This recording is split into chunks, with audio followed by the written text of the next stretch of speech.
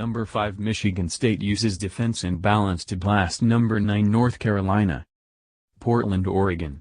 Michigan State did it with defense. It did it with offense. It did it to North Carolina, the defending national champions. It will return to East Lansing with the PK80 Victory Bracket Championship. And a meaningful win for Tom Izzo against one of his peers, with the kind of defensive and rebounding performances he cherishes.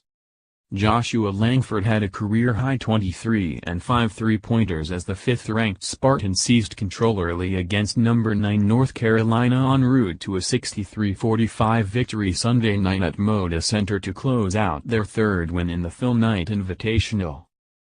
Box score: Miles Bridges started and finished with 11 points and 5 rebounds for MSU, 5-1, part of a balanced scoring and rebounding performance.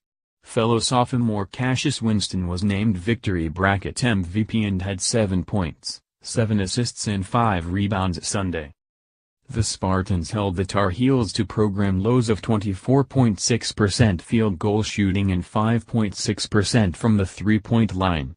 They also out-rebounded UNC, 52-36, to help overcome their 24 turnovers. Izzo had lost 7 in a row to Roy Williams' Tar Heels, 5-1, picking up his first win against his fellow Basketball Hall of Fame counterpart since Williams was at Kansas. Izzo is now 2-9 against Williams and 3-9 all-time against North Carolina. The Spartans are 4-12 in their history against the Tar Heels.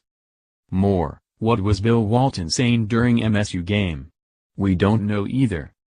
MSU built a 21-point lead midway through the second half before UNC chipped away at the free throw line to make it 55-43 with 4:32 to play.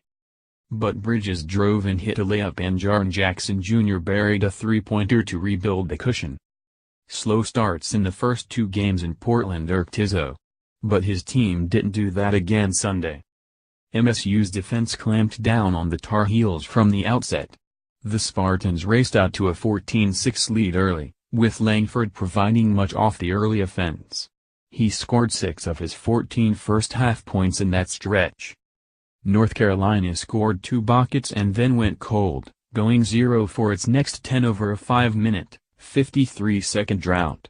Langford buried a pair of three-pointers and a pair of free throws in the stretch as the Spartans built their lead to 25-13.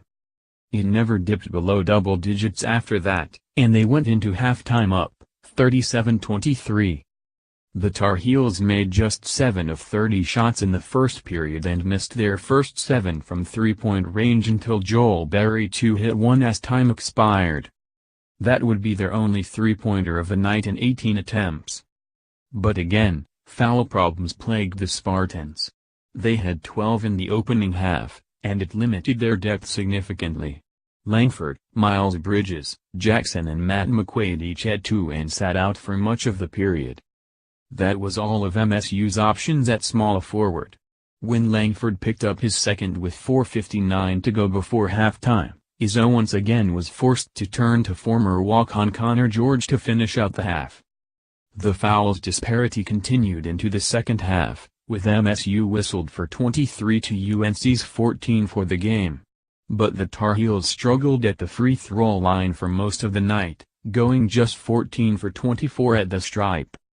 Bridges, sprained ankle, got the start after missing the first game of the Phil Knight Invitational against DePaul on Thursday and coming off the bench in Friday's 77-57 win over Connecticut. Izzo said before the game that McQuaid was battling a little injury, a sprained arch in his foot, that had him questionable and a game-time decision.